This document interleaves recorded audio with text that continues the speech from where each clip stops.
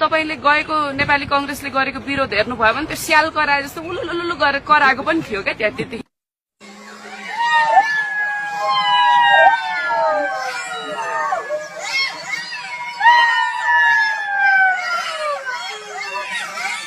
त्यस्तो त हामीले गरेका छैनौं नि हामी त्यो तरिकाले पनि प्रस्तुत भएका छैनौं सबै तरिकाले नाराबाजी गर्दै छौं हामी सबै शान्त तरिकाले त्यहाँ प्रस्तुत हुँदै गर्दाखेरि पनि आपत्ति जनाउनु भनेको चाहिँ सबै फाइल हेरेको छु सबै अध्ययन गरेको छु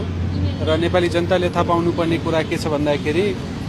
उहाँ कहीँ पनि सहकारीको सदस्य हुनुहुन्न र सहकारीको ऋणी पनि हुनुहुन्न दुईटै नभएपछि उहाँलाई सहकारीको मुद्दा लगाउनु चाहिँ यो राजनीतिक आग्रह पूर्वाग्रहको आधारमा लगाएको चाहिँ देखिन्छ हैन र उहाँलाई चाहिँ जसरी विभिन्न ठाउँबाट मुद्दाहरू दर्ता गर्ने त्यसपछि थुनामा पठाउने लगायतको जुन गरे यो चाहिँ 84 को चुनावमा जसरी पनि उहाँलाई पछाडि पार्ने अगाडि नआओस् यो पार्टी चाहिँ एउटा परिवर्तनको सन्देश बोकेर अगाडि बढेको छ त्यो वेभलाई कसरी रोक्न सकिन्छ भन्ने देखिन्छ त्यसकारणले मलाई चाहिँ उहाँप्रति चाहिँ अब यो क्याम्पेनले जनता नै पुरै साथमा छ भन्ने सन्देश गइसकेपछि त्यसले चाहिँ अलिकति देशले पनि सत्य कुरा थाहा पाउँछ त्यही भएर म यो हस्ताक्षरमा आएको अन्तर्राष्ट्रिय प्र्याक्टिसहरु के छ सर यस्तोमा के छ भन्दाखेरि तपाईको अन्य देशमा पनि कतिपय राजनीतिक आस्थाको आधारमा मुद्दाहरू लगाउने गरिन्छ सहकारी तपाईको के छ भन्दाखेरि तपाईको जुन एमाउन्टहरू भनेको छ नि सहकारीको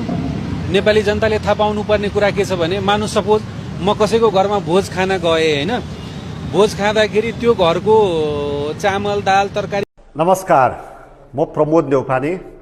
राष्ट्रिय स्वतन्त्र पार्टीले आफ्नो तेस्रो वार्षिकोत्सवको अवसरमा आफ्ना सभापति रवि लामिछाने विरुद्ध राज्यले साधेको राजनीतिक प्रतिशोधको खबरदारीका लागि हस्ताक्षर संकलन अभियान सुरु गरेको थियो 7 गते यता आज